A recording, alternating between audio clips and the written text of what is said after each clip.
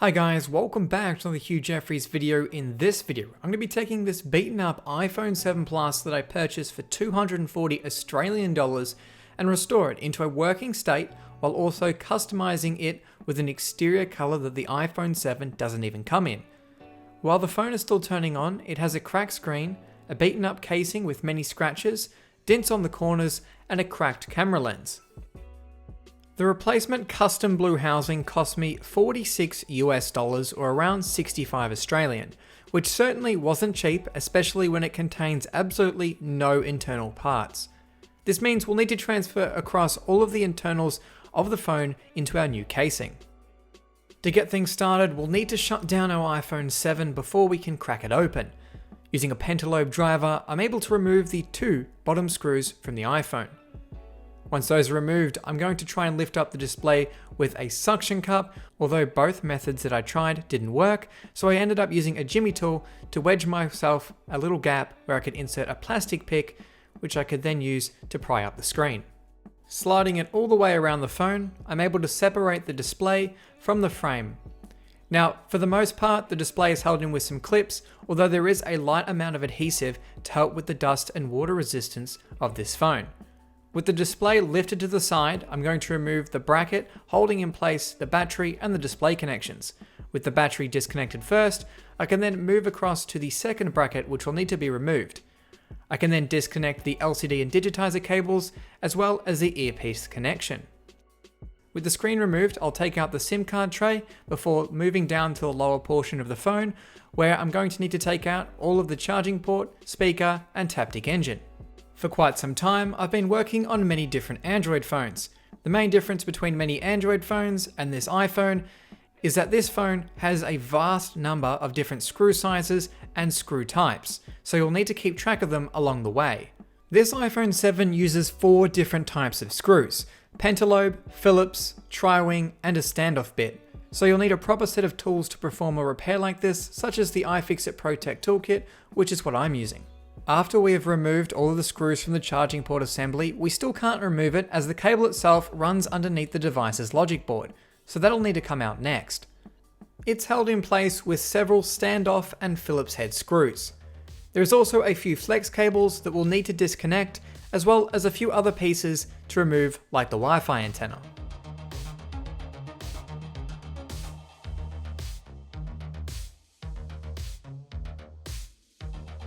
With all that removed, we can simply lift the logic board out of place.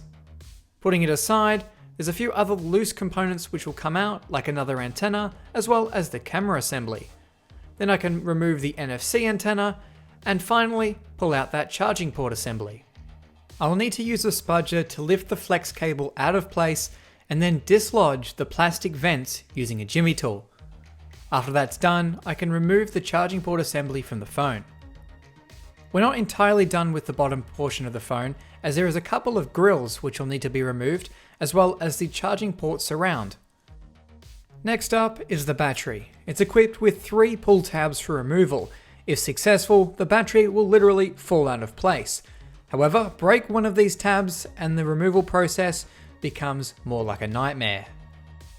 Even if you're doing a battery removal only on an iPhone, it's easiest to remove the charging port assembly to give you plenty of access to these tabs. Luckily, I didn't break mine, so that battery fell right out of position. I could then proceed to unscrew all the clips on the side that are responsible for holding on the display. We're now down to almost nothing. One of the last things we'll need to take out is the power and volume button flex cable. After it's unscrewed, I'll need to loosen the cable and then proceed to remove the rear-facing microphone. Pushing that through from the other side, I can remove the flex cable entirely. It's now time to get miniature. I'll need to remove a retaining clip and a spring from the back of the volume and power buttons. I'll need to transfer these across to our new blue buttons later on.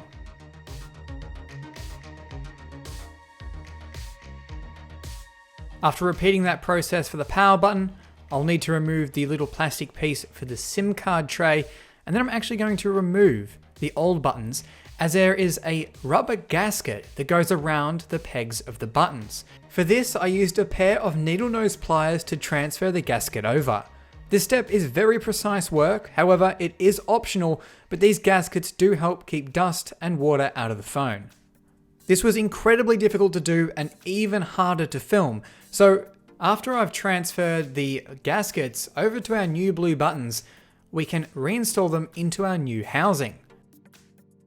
Then of course we'll need to attach the retaining clip and spring to the back of the buttons. This is definitely the most difficult part of the housing swap. These buttons are absolutely tiny, and getting these aligned correctly and everything reattached is very difficult. It requires a lot of patience and a good pair of needle nose pliers.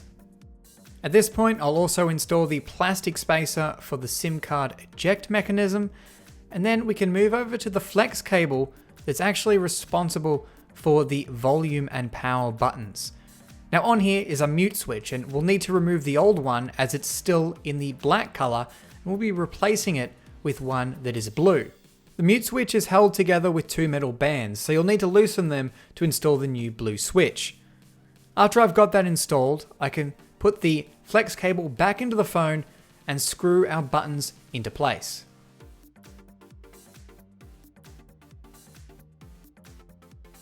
After the screws have been inserted, I'll test the buttons to ensure they are clicking correctly before I proceed to install the metal clips onto the side of our blue casing. An easy mistake to make at this point is to install these clips upside down. If that's done, when you go to install the display, it won't clip into place. After those have been installed, I can get the antennas back in, clean up the camera, and press it down into position. I'll make sure I'm cleaning off my fingerprints as I go with a microfiber cloth before I screw everything back down. Moving down to the lower portion of the phone, I can reinstall the lightning connector surround before cleaning off the mesh grills before I reinstall them back into the housing. I wasn't able to get these perfect, so they do still have a little bit of dust and grime in them, but they are looking a little bit better than they did at the start. I'll also use a brush to clean off the charging port before I reinstall it into the frame.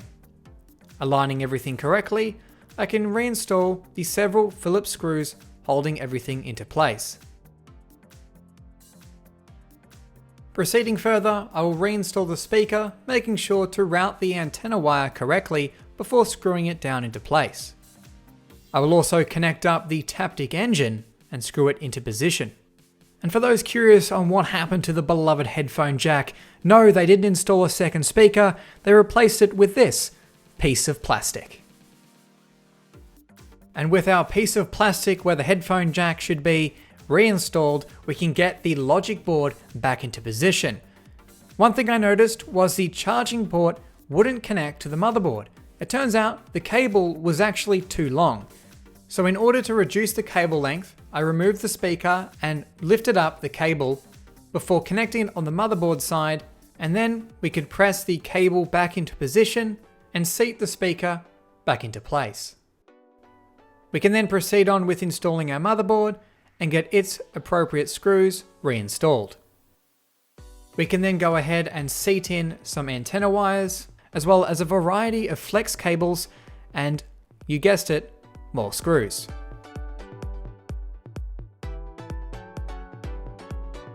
After the Wi-Fi antenna is in place, there is one bracket I've got to install before we can go and insert the SIM card tray, and with that, it's time for our new display.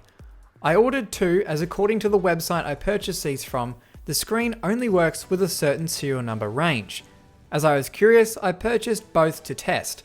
These are supposed to be refurbished displays from LG and Toshiba. I'll start by testing the Toshiba display, as this one apparently is incompatible with my serial number, and according to the listing, this may result in the touch function not working. As you can clearly see, the touch was working just fine. But if they're reporting this, there must be some kind of incompatibility with some people's phones. If you've come across this issue, let me know down in the comments. However, moving along, I'm going to connect my old battery to my JC Pro 1000S, where we can see the amount of times it's been charged. What I'll also do while I'm here is clone the serial number over to our new iFixit battery. I'm doing this to hopefully avoid any software limitations Apple puts in place because of the use of aftermarket parts. So connecting the iFixit battery onto my JC Pro, I can then clone the data onto the battery.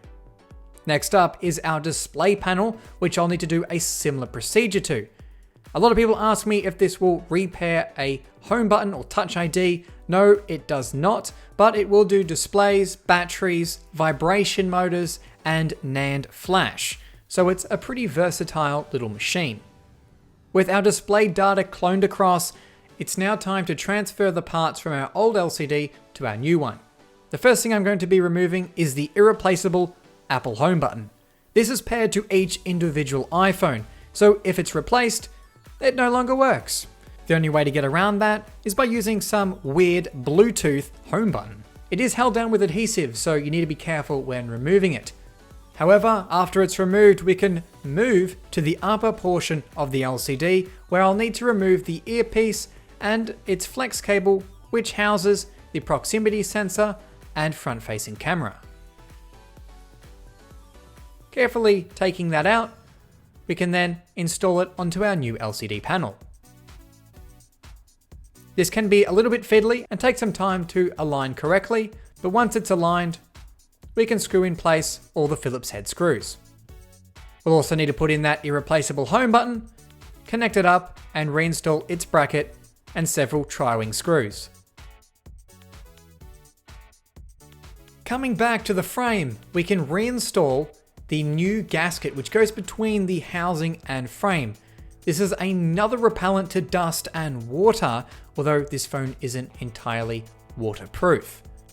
Connecting up our new display panel, this will allow us to test out our phone and make sure everything is functioning as it should. Connecting up our battery, we can press and hold that power button to run some tests on the phone. For the most part, everything was working as it should. However, I ran into an issue with the display panel. I noticed the viewing angles weren't too great, and compared to the original Toshiba panel, you can see it's much better, so this definitely isn't a true refurbished display. So I cracked out the LG one that I purchased alongside this, and you can see its viewing angles are much better.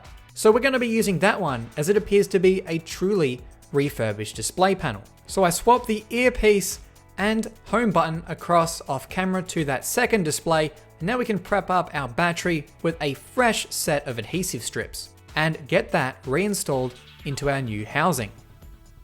With that, I can reinstall the metal brackets for the display and battery. I also left out one screw so I could get that back installed, give the inside of the iPhone a good clean with some alcohol and a microfiber cloth before we can remove the protective film covering up the gasket going around the display. With that, I can line up the screen, pressing it in at the top first, and then pressing in the bottom before the sides. Getting those two pentalobe screws reinstalled, I can remove the protective films from the back and front and install a tempered glass screen protector. And we're done. So this is it, a unique blue iPhone 7 Plus 128GB. This blue housing paired with a black display makes this iPhone look stunning. Although I no longer use iPhones, this will still be an excellent addition to my custom phone collection. You should know, even though it's got a new battery installed, one issue faced is in settings, Apple has purposely disabled the battery health measurement and informs me to take the phone to Apple to have their authorized geniuses install a new battery, as it knows the battery installed is not original. Even with our replacement battery having the original serial number, date of manufacturer, and even the factory code, we were still not able to keep the battery status in iOS. We did, however, fool 3U tools into believing the battery was original, but not Apple. This is unfortunately one of the many things Apple does to try and stop third parties from being able to repair phones. If you ask me, I'm the one who purchased this phone, so why can't I fix it? This is running iOS 13 and is a 128GB model. And on that note, this has been a Hugh Jeffries video. If you like what you saw, hit that subscribe button and consider checking out the phone restoration playlist for more videos just like this one. And if you're looking for some tips or what tools I use to repair devices, be sure to check out my website, link for which is down in the description. That's all for this video, and I'll catch you guys next time.